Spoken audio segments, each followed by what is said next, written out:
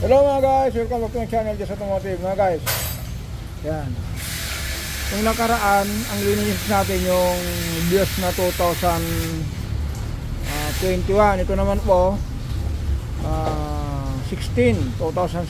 Yan, ang makina po nito mga guys, ito.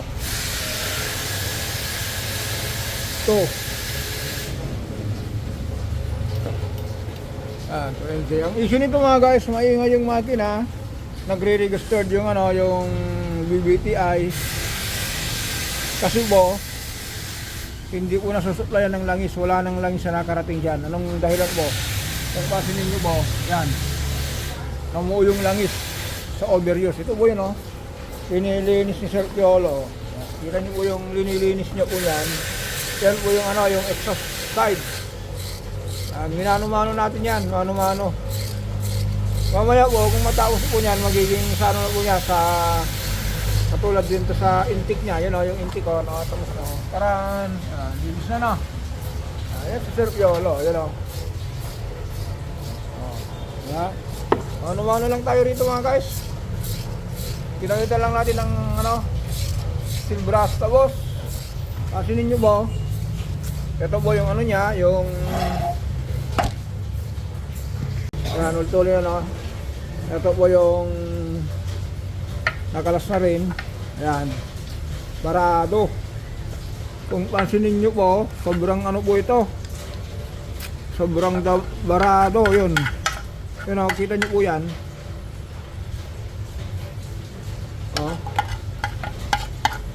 Ito po kasi nakatutok sa nakatutok sa ganyan po yan. Ito po, yan, ganyan. Ito po yung pinaka crankcase. Ito po yung imbakan ng ng langis. Dito nakalublob yan, ganyan po yan. Yan. Ngayon po, dahil kung pasinin po natin, sobrang dami ng ng namuong langis.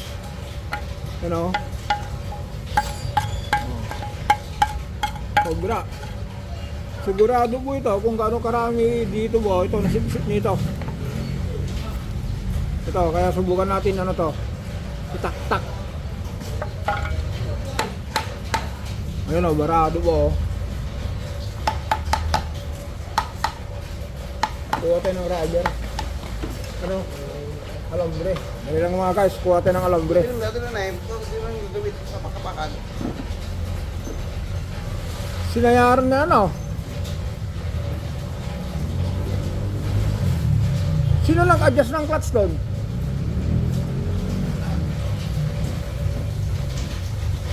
Ayan mga guys, yung yung release bearing yan. Baliktarin mo nga yan. Baliktarin mo. Hindi, baliktarin mo yan yung clutch disc. Bo. Ayan, akin na. Tingnan yan, nasunog. Akin na yung lining. Ayan mga guys, nangyari nito. Naging sliding. Kaya nautpod, nasunog. Kasi nyo po, malapit ng pumalik yung bakal. Ayan, pamalitan natin itong yung release bearing niya. Parang pares lang ng presyo. Yan, palitan natin ito. Tapos yung sunog. Pangwasan nyo po, natosted. Yan, ito, dito na tayo sa saglit lang tayo rito mga guys. Kung mapansin nyo po, tanggalin natin yung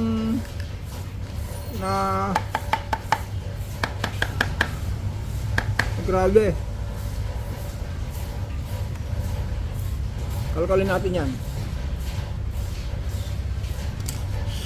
Kunin mo yung release bearing at kuha ka ng pyesa.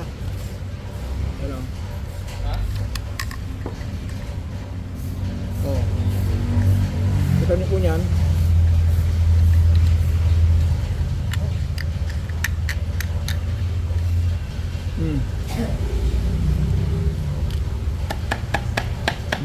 Biro niyo po yung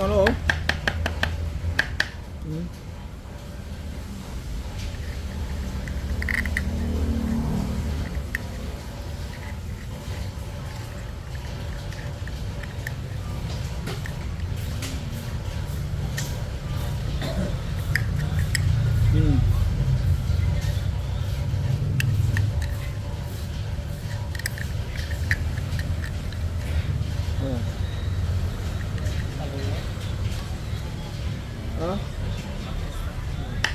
Martes. O, tinuwan, tanggal dito oh. Dito lang galing.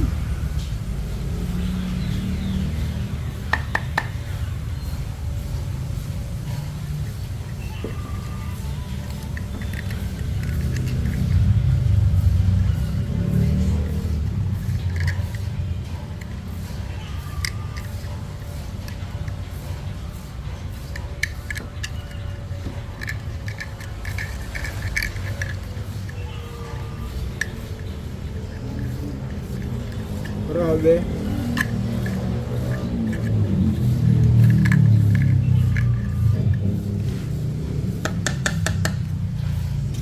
Oho.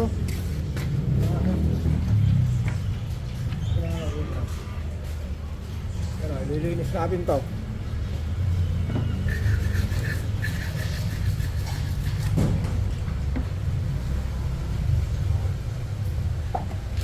Yun o.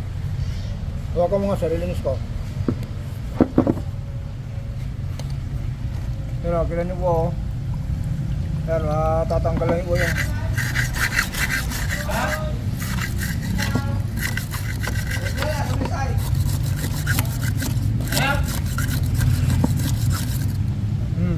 Linis na.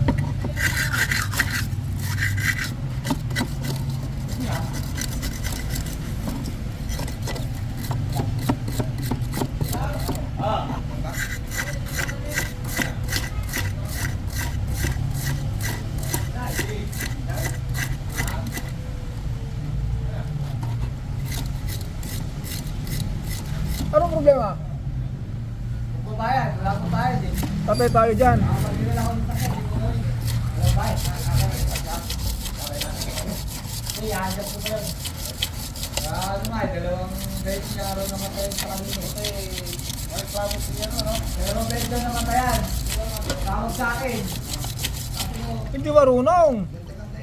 terminal lang yan, baterya. Oh. Ay, sa akin. Hindi ako namatay, tumatakbo namatay siya.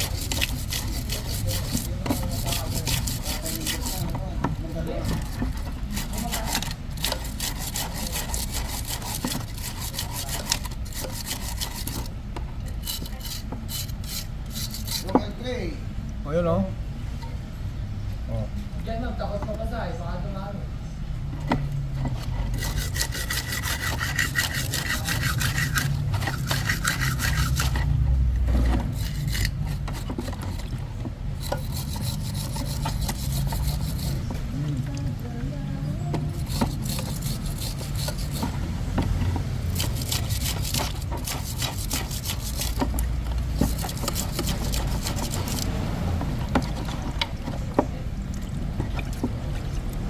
Ayan.